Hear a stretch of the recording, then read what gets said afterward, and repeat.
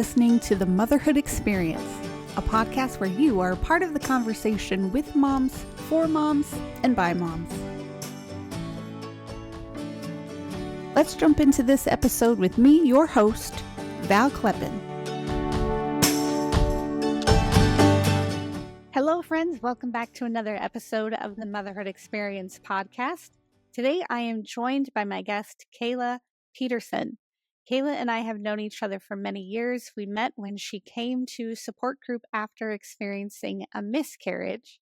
I'm so thrilled that today she joins me on this episode to share her motherhood story, which we will get into as soon as I announce, or request rather, that you follow us on Instagram, Facebook, YouTube, subscribe, ring the little bell icon. Is that what the kids are saying these days? I don't know. Make sure that you're following us, interacting with us whenever possible. Please leave us a 5-star review where you listen to podcasts. It tremendously helps us, and it's free. I'm thankful to those of you who have done that and who continue to interact with the podcast on social media. It's one of those necessary evil things. Thank you so much for doing that. And now I'm excited to introduce you to Kayla Peterson. She is just a sweetheart of a mom. She has 2 adorable children that you'll hear about in this episode. And without further ado, here is our conversation. It is a tremendous joy and honor to have on the podcast today Miss Kayla from my Fargo days. Kayla, how are you? I'm good. Good to be here. I know. It's good to connect again, and it's one of the reasons that I think I'll keep doing the podcast, just so that old friends can be like, I'll sit and have a chat with Val. It works. Exactly. It works. Exactly my mentality. So you know that I start every episode with ages of kids and stage of motherhood you're in. So why don't you share that with our listeners? I have 2 kids at home. Silas is 4 and our daughter Riley is 2. So actually, I take that back. They just had birthdays. They are 5 and 3. That's perfect. Which is, just how it is, right? Are you a big birthday party mom?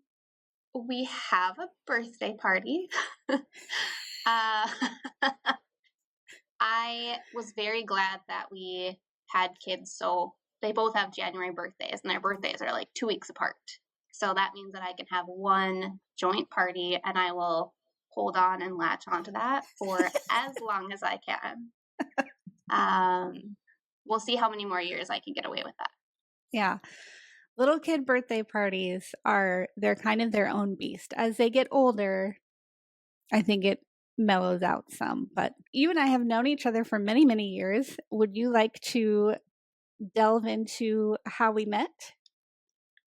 Sure. So I met Val while she was leading the hospice support group for infant and pregnancy loss. Before having Silas, I had a early miscarriage that shook me to my core, and thankfully knew a couple of other people who had attended or were attending group and invited me to go, which I was pretty hesitant about, but so glad that I did. So glad that I got to meet Val, got to meet other people that have been also guests on the podcast too. And it's not a group that you ever want to be a part of, but is sure a group that I'm thankful exists. Let me ask you then, what convinced you to show up if you were so hesitant? My therapist. Well, good on them. Good on them. And when you came, what month was your miscarriage in, and what month did you show up at group the first time? So the miscarriage was in May, and I don't think it was that long. I feel like it was pretty fresh, like maybe June, maybe I waited until July. But I think it was fairly short time between the miscarriage and first attending group. And then at that point, I know that you did know other people who had miscarriages because they were attending the group as well. But was it something that you felt like there was a big, maybe stigma or misunderstanding around? I think that my biggest thing was that it was an early miscarriage. And so I think I thought that it shouldn't be as big of a deal as it felt like it was and like Mm, it was, if that makes sense. yeah, definitely. And that was your very first pregnancy. Yeah. What were kind of your plans and your path of what you thought motherhood would be for you? Were you always planning to have kids? Were you going to wait a little bit? Kind of explain that to me. I was not, I didn't love other people's kids. I didn't love babysitting. Like, my husband and I were married young. It was like 2 weeks after my husband turned 21, that we got married. And so we waited quite a while before we decided to start trying. And we always said we were going to have one. Well, let me rephrase that. We said that we would have one, but then I would also say, but then we're going to be the people who actually like surprisingly like to be parents and want a ton more, which So let turned me. out a little bit to be the case. What was the reasoning for one and done? I just felt like kids were a lot of work, and they are. I wasn't wrong about that. I really enjoy my career, and I just wasn't sure. I wasn't sure that I would be a good mom or like I don't know. Like I said, for many years I wasn't sure that I wanted kids, and if we did, it would be, probably just one. Some of that was influenced by my husband. He has one other sibling and was just like, when we were young and in marriage counseling, like talking about these things, like he felt like you couldn't, no matter what, like parents don't parent each kid the same or treat them the same.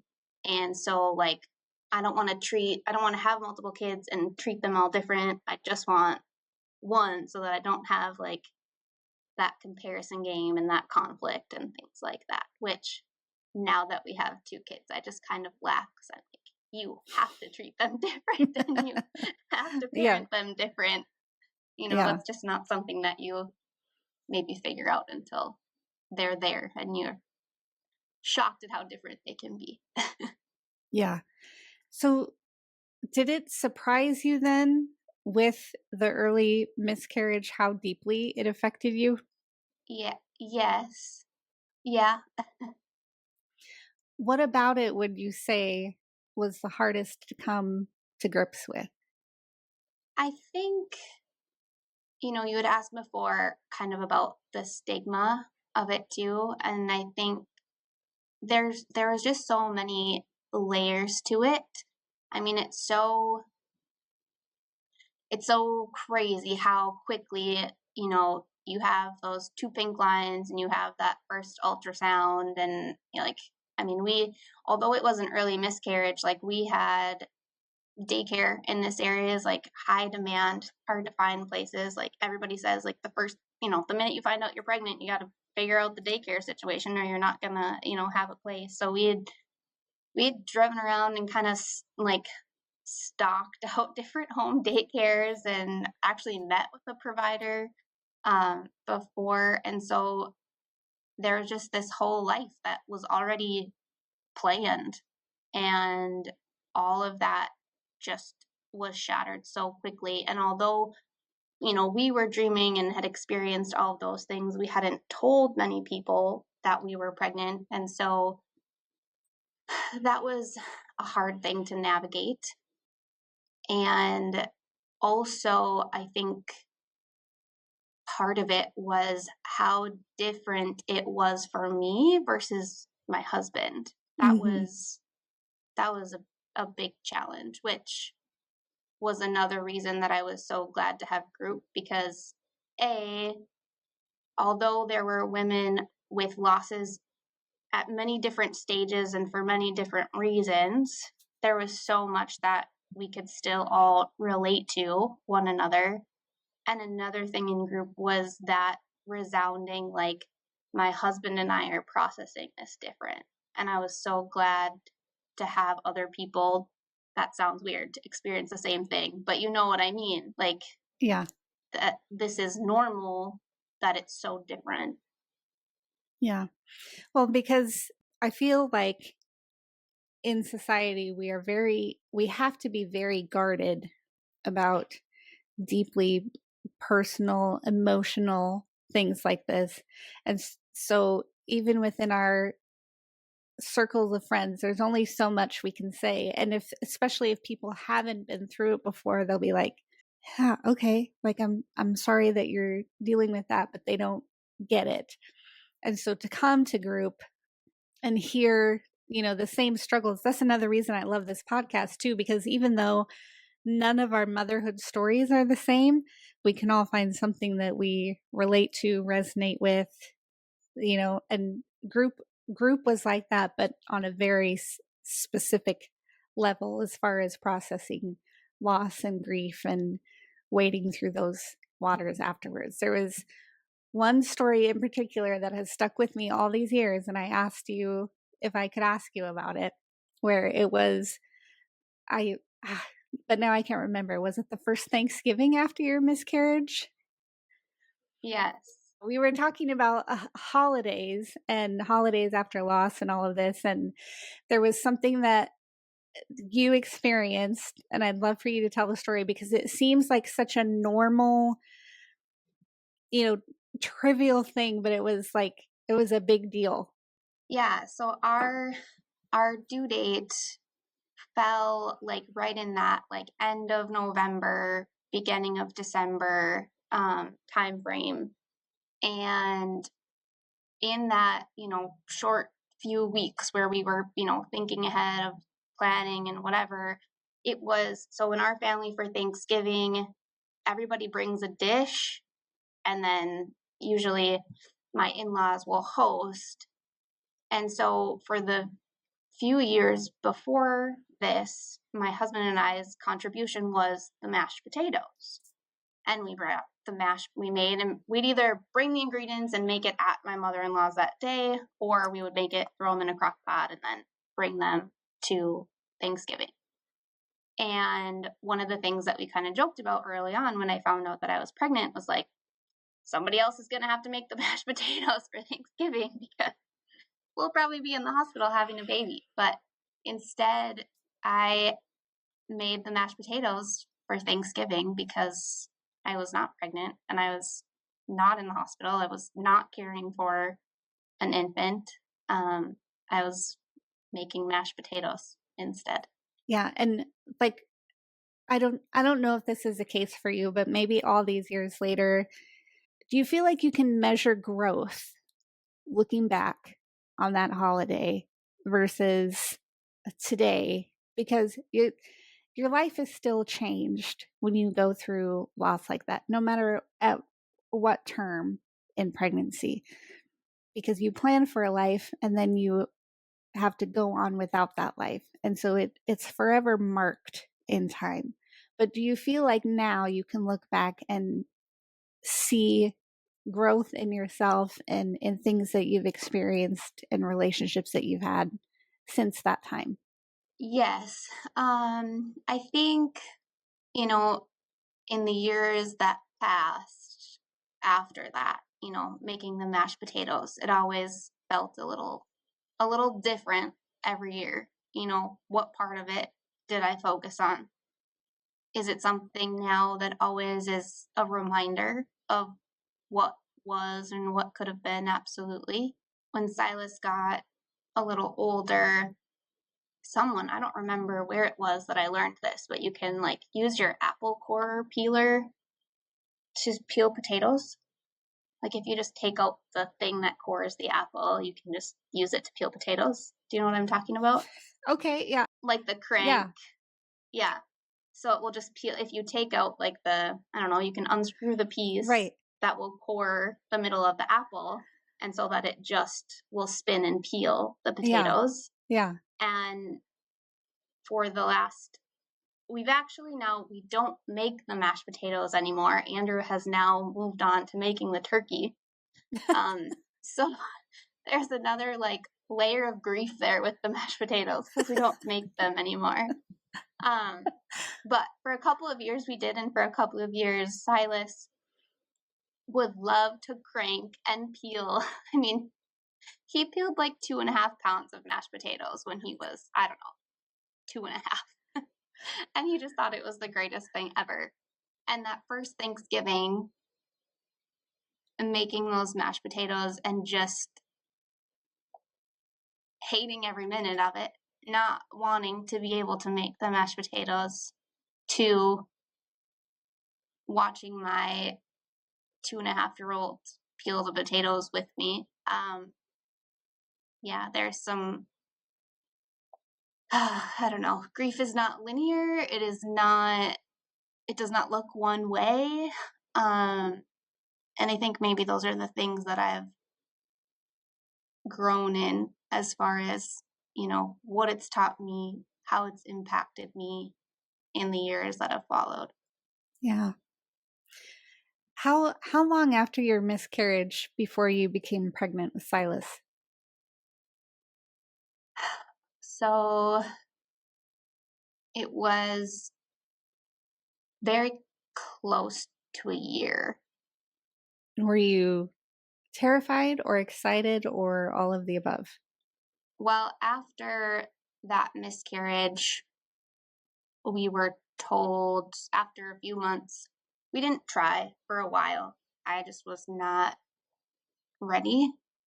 But then we were also told that maybe we wouldn't be able to get pregnant without some sort of intervention or assistance. So when we did, obviously there was joy with that, but mostly I was terrified. And I remember taking like the deepest breath when Silas was delivered, and it was like I didn't even know how much I had held my breath for 9 months. So why did they tell you that you may not be able to get pregnant or conceive without intervention?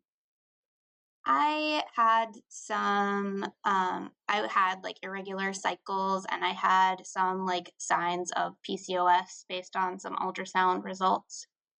And my husband was on, at that point, some medication that also affected things on his side a little bit. And so between those two things, sort of counting against us individually, they just didn't think, they thought the odds were really slim that would happen for us.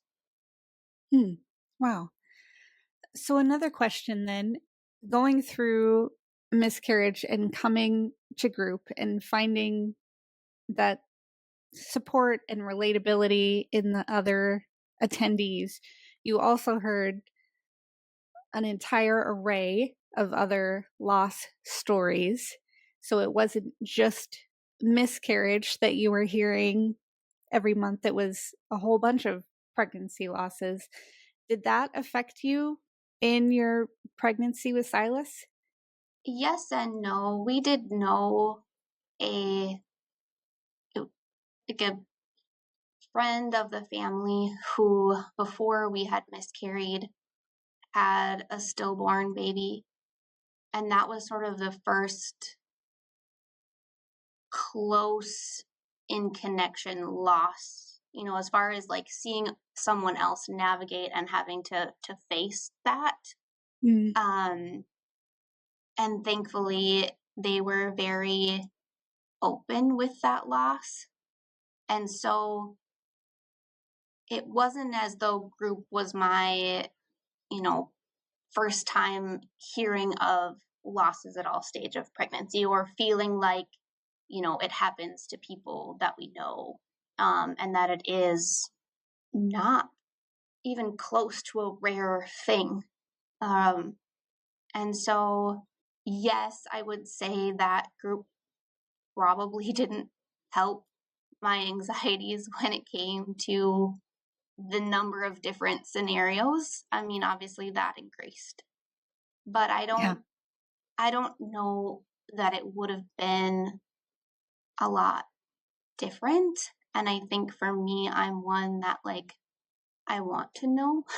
Mm-hmm. The less I can be surprised about, the better. I think what you said about letting go of a breath you didn't realize you were holding after Silas was delivered, I think that resonates with any lost mom when they have a pregnancy after loss. What was it like with that newborn stage with Silas? I was still very scared, even after we brought him home. I just like, I was so thankful that he was here and he was healthy, but also just like, yes, it was better. And I took that, big sigh of relief essentially, but there was still, I don't know, probably for months after that, I was a fairly, I don't know if, I don't know, anxious, I would say. I don't know if I was overprotective. I mean, the kids had staples to the back of his head and stitches on his chin, and like, he certainly, yeah, has helped face my fears, I guess you could say. It's called immersion therapy. Right. Okay, so then getting pregnant again after Silas, was that a surprise? Was it partially planned? Was it not planned? I think not a surprise is accurate, meaning that basically we had decided like, okay, this parenting thing is pretty cool. Silas is a pretty cool kid. Like maybe we should do this again. And so basically our process was like, well, we're just gonna not prevent things and see, because like I said, with Silas it took over a year, and my husband was ready for a second one before me, which if you remember before, he was more on the, for sure, just the Yeah. one. Yeah. And so it was like, okay, well, we'll just, we'll see what happens. Anticipated that it would probably take a while again, and it took not a while. And so, yeah, Riley was born 2 weeks before Silas turned 2. Oh my goodness. So when you were pregnant with Silas, did you know you were having a boy? So before I knew that I was pregnant with Silas, we were at our godson's baptism, and one of the readings that day was from the book of Acts and the story about Paul and Silas. And I just was like, Silas, I really like that name. I'm going to have a boy one day and I'm going to name him Silas. And at that same time, I was like, Kayla, you don't even know if you're going to have kids. Like, what are you, like, where is this confident thought coming from? What in the world? Well, I was pregnant with him. I just didn't know it for like another week. So, yes, I knew that I was having a boy. We confirmed it at the 20-week ultrasound, but I didn't need that. I knew. Oh my goodness. Were your pregnancies with Silas and Riley, were they very different from one another? Because being pregnant with a boy versus being pregnant with a girl? Yes, and Silas was breech, and I've heard that breech pregnancies are more uncomfortable, and I would say that was very true for me. Really? I had a lot of low back and hip pain with him, and for like the last month, I had to sleep in our recliner. I was comfortable laying down, but the second that I would get back out of bed, I would be so uncomfortable. And if I slept in the recliner for whatever reason, like it would not be as bad when I would get up. Silas, I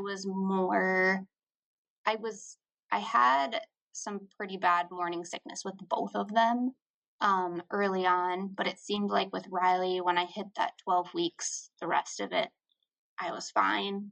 With Silas, I would get intermittently nauseous and sick for a couple days here and there throughout the pregnancy. I do think some of that was also just more of the anxiety, which I still had a decent amount with Riley.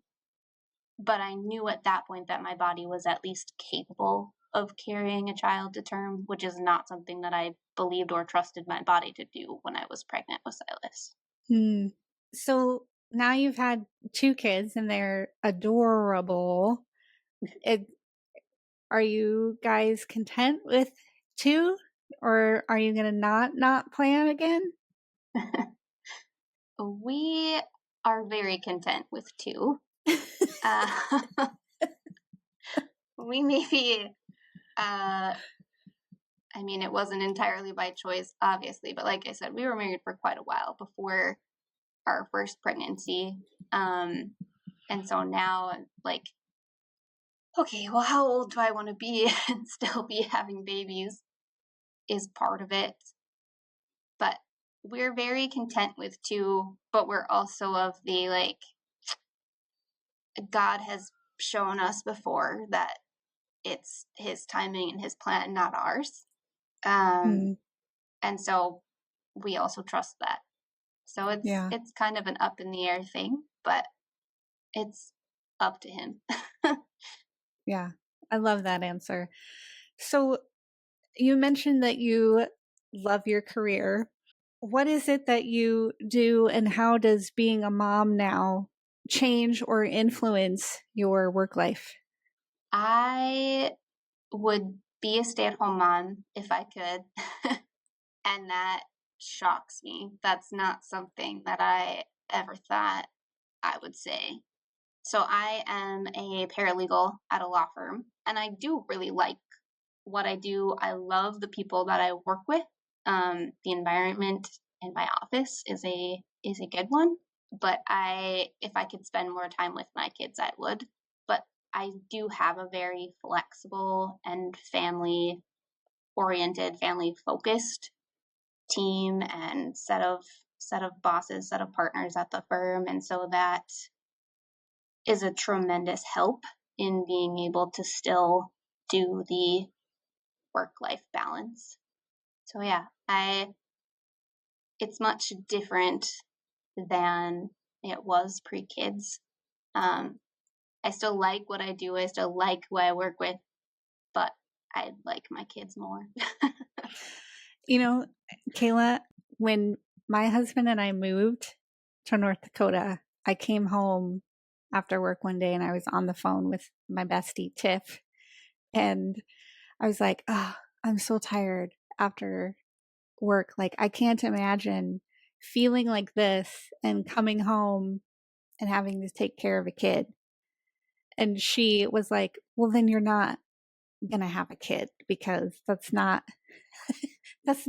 how a mom's mind operates, Val. And then, I mean, we were very early on in our marriage, very young, and working was what I did. It was what I was good at, and I wanted to keep doing it. But then becoming a mom, it was like, oh, how can I leave this precious itty bitty person that I made and go, do a good job for somebody else? I want to do a good job for this itty bitty baby. And it went from like, yeah, I can't see myself being a mom because I see myself working or in this role or climbing this ladder or whatever it is, to, oh my goodness, do I have to work because I love being a mom? Yeah, it's like I said, it wasn't anything that I ever thought, but I also have so many frequent thoughts of like, I could never actually be a stay-at-home mom. Like, sometimes I just need that break. I've learned that I'm very easily overstimulated, and if I get talked to or touched too often during a day, it's best if we all just have a couple hours apart. So there's that too. What do you think that is though? Because I'm not sure there's a mom who doesn't feel that way, who is not easily overstimulated. But I don't think we came from generations that felt that as much as we feel it today. What do you think that's from? I don't know, but I think you're right. I don't know. I wonder if it's not from like we are constantly accessible today. We have, Yes. phones that we can be reached on like 7 different ways through one telephone, and we're just constantly accessible. There's constantly noise, whether it's television, radio, now we can have satellite radios or stream whatever we want to at any given time. And so there's always input. Like we are always receiving input. By the way, just a positive shout out to anyone listening to this podcast right now because you're receiving input. Please don't turn it off. But like I think that wasn't always the case, and because we are so accessible, we really do just need to not be accessible for a time. Do you think? I think that's yes. I have no reason to disagree with that theory at all. Well, thank you for making me feel smart about it. But how does your kids are 5 and 3 now. Is Silas in any kind of school or is it still daycare? So he actually goes to a all day, everyday preschool, which I don't think is for every preschooler or 4-year-old. For Silas, it's been really great. He's very inquisitive, needs to be challenged, but also needed that. I mean, he is your typical type A first child, people pleaser sort of individual. Also, my husband and I are both old souls. And he very much is an old soul. And so he wants, like at the beginning of the school year, it was like he's at a school where it's actually like pre-K through 8th grade. And so he's like making friends with like the 6th and 7th graders, like wants to play with the teachers and stuff. And it's like, oh, he so much just needed more of that. He was at a smaller home daycare and he just needed more of that social interaction with multiple children his own age, which was part of that decision to go with an all day everyday preschool. But they certainly get lots of time to still just play too. So Yeah. And what about with your guys' friends? Do you have friends who have kids the same age as you? Is it kind of a range? it's kind of a range. We're not very social. We have a couple of friends that we used to be neighbors with, and we will occasionally try to connect with them. More often than not, if we do that, though, we leave our kids with the sitters and just hang out, the 4 of us. We spend a lot of time on the weekends with family, mostly my husband's family, and my sister-in-law has 2 kids. They are 6 and also 3. Since I got my own kids' ages wrong, I gotta make sure I'm doing this right. So her 3-year-old and my 3-year-old are 3 weeks apart. So that's super fun. Do you just find now that with work and life and all the things that it's just easier to maintain kind of a slower pace or smaller circle social life? Yeah, I think so. I mean, we do some things with our church. Another kind of, we used to live in town, and now, although we have the same jobs, when Silas was 8 months old, we moved out of town, and now we both commute, and it's almost an hour, like especially by the time I do a daycare drop off, a preschool drop off, and then get to work, it's an hour, and it's about 50 miles, one way. So that also impacts a little Mm-hmm. bit too. Yeah, I mean, it's enough to work, and spending time with the kids and doing family stuff is enough, and it's a lot of effort too. And like usually then it's, well, do we want to drive all the way back to town Yeah. for this, that, or the other? Yeah. So that's kind of plays a factor into what we commit to outside of regular scheduled programming. Are there things that you have found that kind of surprise you that you really like to do with your kids? Like, are you a cookie baker, decorator, or games, or anything surprising? I don't know so much surprising. I mean, we will occasionally bake cookies. We made a batch of chocolate chip cookies this weekend. I feel like we make a lot of banana bread. um, we not so much this winter. It's just been way too cold lately. But in the summers, we spend a lot of time outside or at the lake. Our family also has some like hunting land, which is literally just like a cabin in the middle of the woods. And so, we might be there planting food plots for the deer, or stacking wood piles, or chopping up fallen down trees, whatever other projects, usually led by my father-in-law, but Silas and Riley both too, like they love being out in the woods, which is Mm. another secondary meaning of Silas is of the woods, which is what made my husband really like and agree to that name. And so yeah, that's more of the outdoorsy kind of. I try to garden. I have a really small garden box, but I let the kids, help water that and stuff, and they have fun with that. So that's kind of. Yeah. I love to hear stories of people gardening with their kids. That's, I think, one of the sweetest ways to get outdoor time with the kids is to let them get their hands in the dirt with you. How did you come up with Riley's name for her then? So I don't remember what show before. So before I got pregnant the first time, and I can't remember if it was also while in like those early couple of weeks while I was pregnant. I know we talked about names, but at one point, either just prior to, or right when I found out that I was pregnant the first time, my husband was watching a show.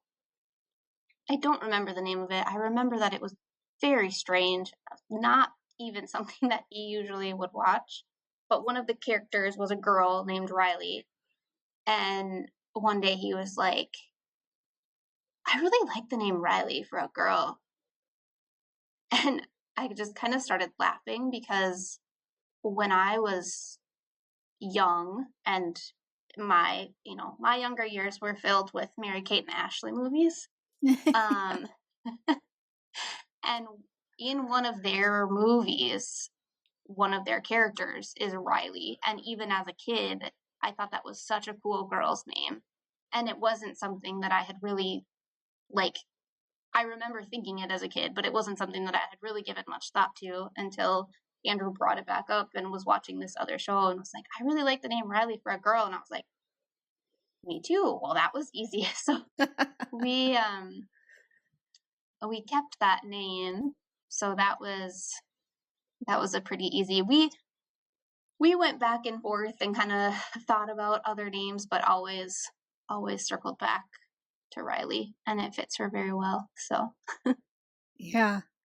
If you could go back 8 years and talk to younger Kayla, what would you tell her, knowing what she's going to go through, knowing what she's going to experience, knowing all the thoughts and feelings that she's going to wade through, what would you tell yourself then, knowing what you know today? Oh, gosh, so much. There's a lot of things that come to mind. One being go to therapy sooner. And don't be afraid to grieve. And that does not come from the miscarriage as much as it does. I lost my dad suddenly at the age of 18. And I didn't process that for a long time. Finally went to therapy. Thank goodness I had started about 6 months before the miscarriage, but I should have done that sooner.